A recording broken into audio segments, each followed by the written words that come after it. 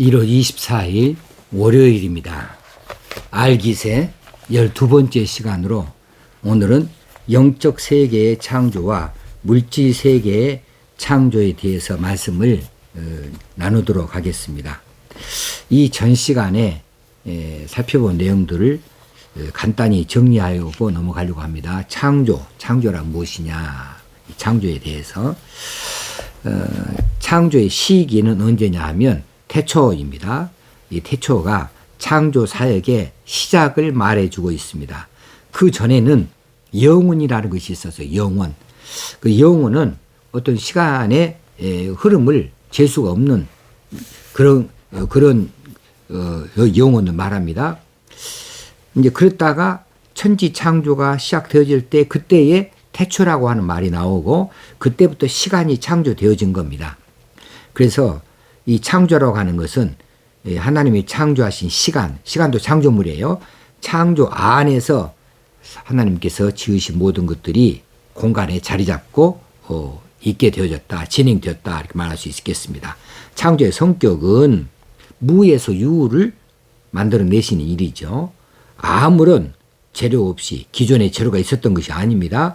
없었던 것 가운데에서 모든 있는 것을 자리하는 것을 만들어내셨다. 그것도 하나님께서 의도하신 대로 뜻하는 그대로 만들어져 그 자리에 있게 되어지는 것, 이것을 창조라고 합니다. 이 창조하라고 하는 바라라고 하는 히브리어가 이런 뜻을 담고 있습니다.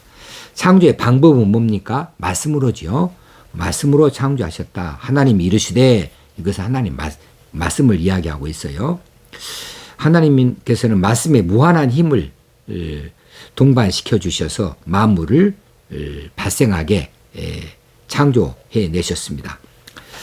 네 번째는 창조의 목적은 무엇일까? 하나님 자신의 영광입니다. 하나님의 자신의 영광을 나타내시기 위해서 이 전 시간에 살핀 바가 있죠. 여기에 반대하는 학자들이 있어요. 어떤 학자들은 창조의 궁극적인 목적을 인간의 행복에서 찾으려고 합니다. 하나님은 스스로 완전하시기 때문에 하나님께서 스스로를 위하여서 뭔가를 하실 일이 없다. 창조하실 일도 없고 궁극적인 어떤 목적을 자신을 위하여서 삼을 수 없다고 말하는 거죠. 그런데 이것을 생각해 보면 그것은 합당치 않은 것을 알 수가 있어요. 자, 하나님이 인간으로 해서 존재합니까? 인간이 하나님으로 해서 존재합니까? 하나님이 인간으로 해서 존재할 수는 없잖아요. 하나님 뭐가 아쉬워서? 하나님이 인간으로 해서 존재하지 않거든요. 그러기 때문에 그들의 말은, 이 학자들의 말은 옳지 않고요. 인간이 하나님을 위해서 존재한다는 사실을 생각한다면 창조의 목적이 피조 인간인 그 인간의 행복을 해서 찾을 수는 없는 것이고, 그것이 또 궁극적인 목적도 될 수가 없는 겁니다. 성경은 하나님께서 자신의 영광을 나타내시기 위해서 세상을 창조하셨다고 여러 군데서 말씀하고 있습니다. 이사야 43장 7절을 참고해 보세요. 자, 오늘은 영적 세계의 창조입니다. 그리고 물질 세계의 창조예요. 자, 하나님께서는 첫째 날 창조하실 때에 물질계만 창조하신 것이 아니고 영적 세계도 창조하셨다. 이것에 대해서는 우리가 좀 잘 알지 못하고 있는 내용들이 되겠어요. 하나님께서 천사를 창조하셨습니다. 어떤 우리들은 이 천사에 대해서도 이렇게 부정적인 입장을 많이 가져요. 형체도 없다. 근데 천사들은요, 인격적 존재예요. 인격적 존재라면 지정의를 가졌다는 말이에요. 그러면서 동시에 영적인 존재입니다. 천지 창조 첫날에 영의 세계가 창조되었는데 하늘을 지으셨다 할 때에 하늘은 영의 세계를 말합니다. 동시에 우리가 쳐다보는 이쪽 하늘, 물질적 하늘을 함께 말하기도 합니다. 그래서 영의 세계는 하늘 창조에 속하게 되어져 있지요. 하늘을 창조하셨다 때 영의 세계가 창조되어졌으니까 이 천사들도 첫날 물질 창조 시에 함께 창조되어졌다. 어떻게? 하늘을 지으실 적에 창조 6일 동안에 하나님께서 이 모든 일들을 다 함께 이루어 가셨습니다. 자, 천사들에게도 계급이 있습니다. 그룹, 스랍 이런 단어들이 성경에 등장하고 천사장이라고 하는 것도 등장하지요. 그룹이라고 하는 말은 그룹에 해당하는 이런 계급은 하나님의 권능과 위엄과 영광을 계시하면서 하나님의 거룩성을 호위하고 있는 것이 그룹의 계열이에요. 스랍들은 또 있습니다. 스랍은 우리가 이사야에서 보면 스랍이란 말이 많이 나오죠. 스랍은 하나님을 보호자하고 찬양하는 일을 하는데 이 스랍들은 화목을 목적으로 많이 해요. 그래서 인간으로 하여금 하나님께 접근할 수 있도록 그렇게 준비를 시키는 일을 하지요. 그리고 이제 이 새 천사장이 나옵니다. 천사장. 그러니까 천사들의 계급 가운데 그룹이 있고 수랍이 있고 천사장이 있는데 천사장에 새 이름이 나와요. 그것은 가브리엘과 미가엘과 루시퍼입니다. 가브리엘은 좋은 소식을 전하는 이런 천사로 우리에게 알려져 있지요. 예수님의 탄생 기사, 혹시는 또 세례 요한의 탄생에 대해서 알려줄 때에 이 가브리엘 천사가 그 역할을 했기 때문에 좋은 일을 전해주는 그런 천사다. 그럼 나쁜 일을 말해준 천사도 있겠습니까? 그건 아니고요.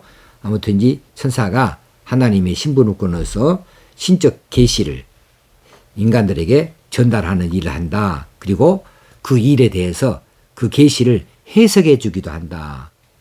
누가복음에 보면 그런 내용들이 많이 나와 있습니다. 예수님을 말할 때에도 그 이름을 예수라 하라, 아들을 낳는다.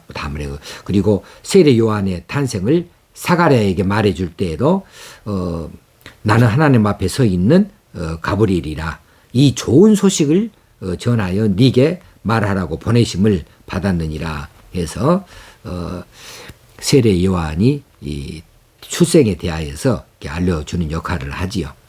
가브리엘 천사가 있고요. 그다음 미가엘 천사는 전투하는 그런 그 병사입니다. 전사, 용감한 전사입니다. 하나님 백성들의 대적, 그들을 향하여서 나가서 싸우는 여호와의 전투를 대행하는 용감한 천사로서 그 밑에 이 미갈이라는 천사장 밑에 천사들로 구성되어지는 군대들이 있죠. 예수님께서 십자가상에서 그 말씀을 하신 적이 생각이 납니다. 내가 하늘엔 천사를 부르지 못하는 줄 아느냐. 그때 바로 이 미가엘 천사와 그 밑에 있는 천사 군사들을 말하는 것이겠지요.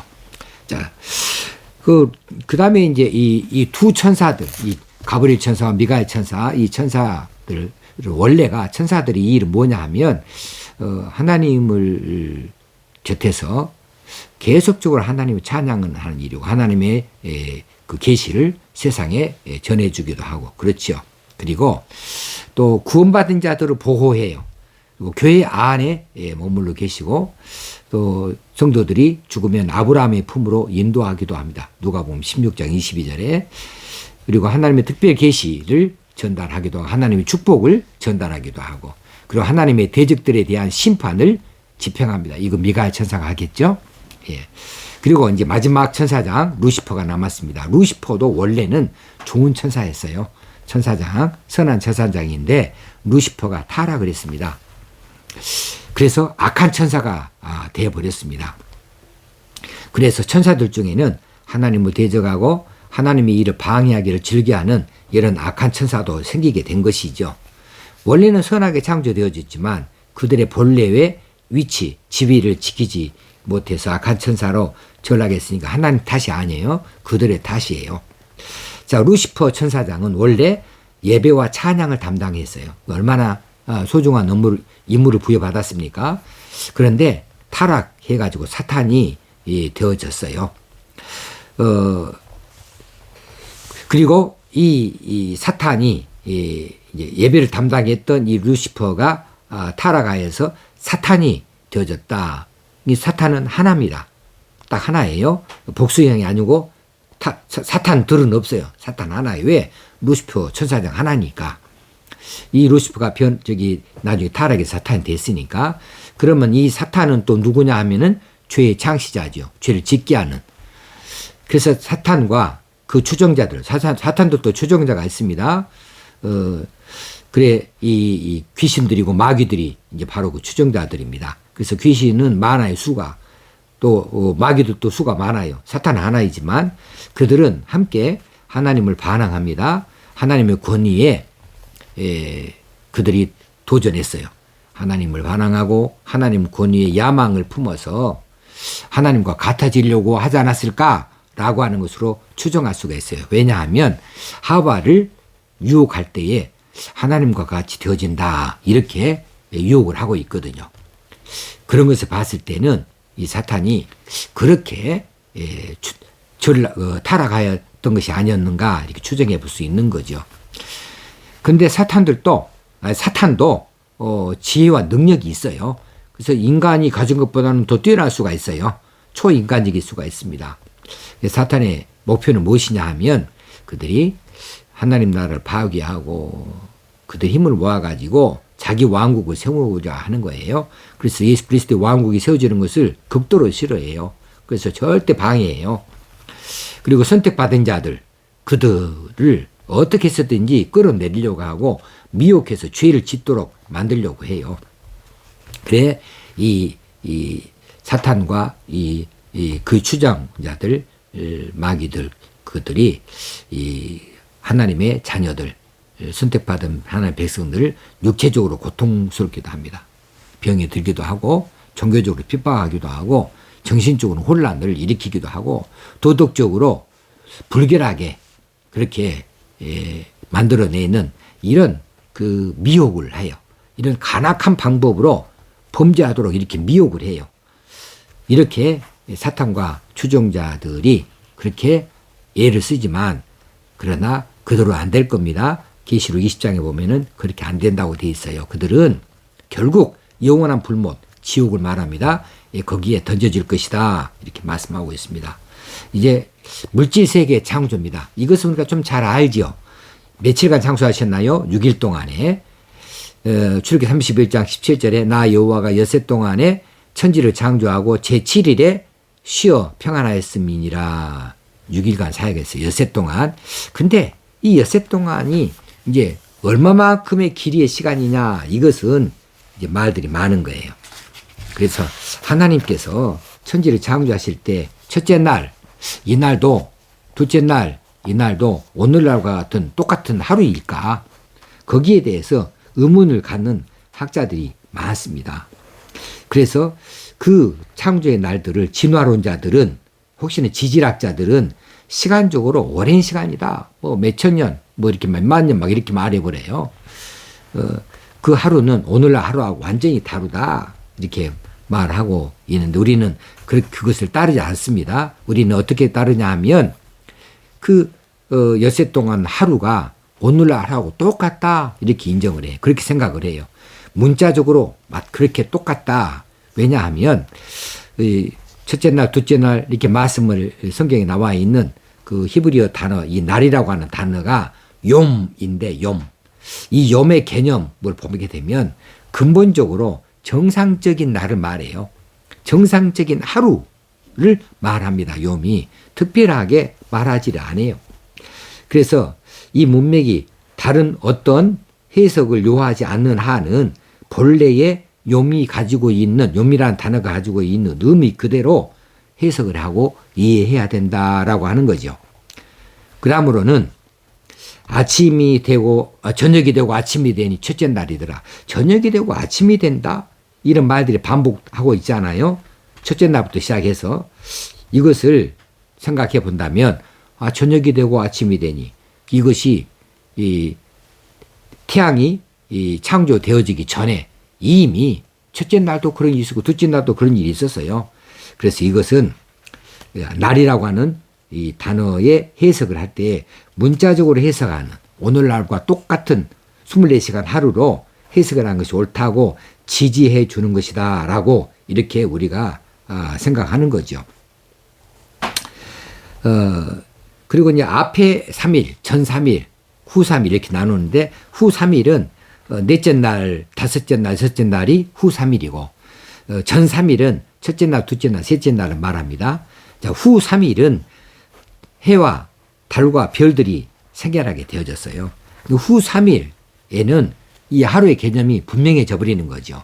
근데 그때에도 똑같이 첫째 날, 셋째 날 하듯이 넷째 날이더라 하고 했고, 또 전 3일 태양이 있기 전에 그때에도 날을 쓰고 있으니까 이것은 6일간은 똑같이 공이 하루하루 날을 오늘날의 정상적인 하루로 그때는 시간 개념 없었겠지만은 아무튼 이제 오늘날 24시간 하루로 치듯이 그렇게 하루로 볼 수 있다라고 말하는 겁니다. 자, 6일간의 사역 중에 첫째 날에 빛이 창조되어졌어요. 근데 빛과 어둠이 분리되어져서 밤과 낮이 생기게 되어졌습니다. 자, 이렇게 말하면은 태양과 달과 별들이 넷째 날에 창조되어졌다는 이런 그 말씀과 생각할 때, 이건 뭐야?